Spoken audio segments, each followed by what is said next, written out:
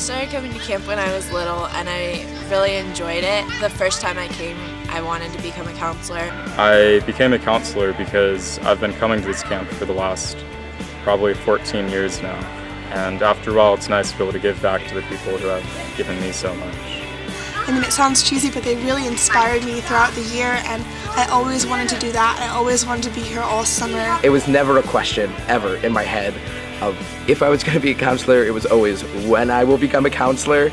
It is very difficult and very tiring, but at the end of the week, you are so fully rewarded from the work that you've done and who you've worked with, whether it's campers or counselors. I had a camper come up to me and say that he was glad to be diabetic so that he could come to camp. So to hear someone finally say that they're glad to be dealing with something like diabetes is very powerful and very touching.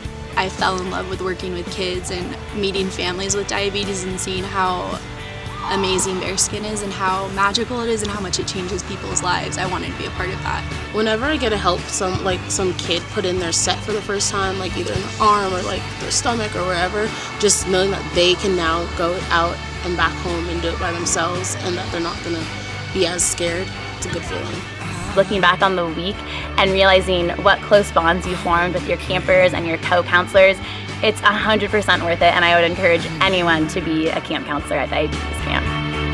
You will be queen. For nothing will drive them away. We can beat them just for one day. We can be heroes just for one day. And you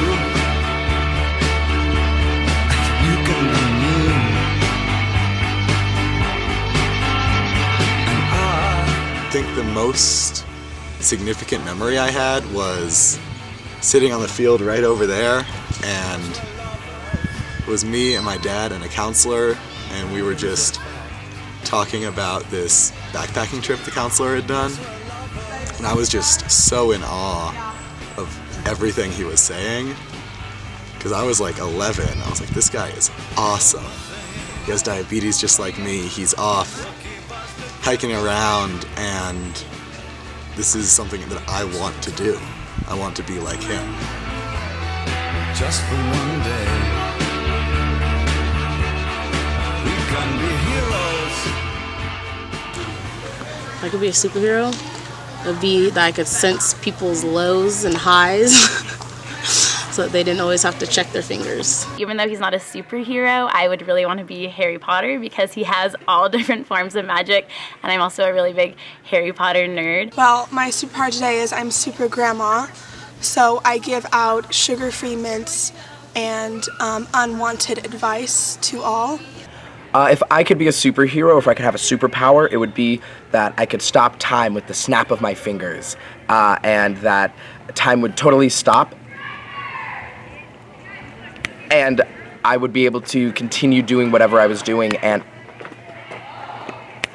that would totally be fine. It would be amazing if I could do that. As a counselor, my superpower is I can check 30 plus children at the same time while following diabetes protocol. So.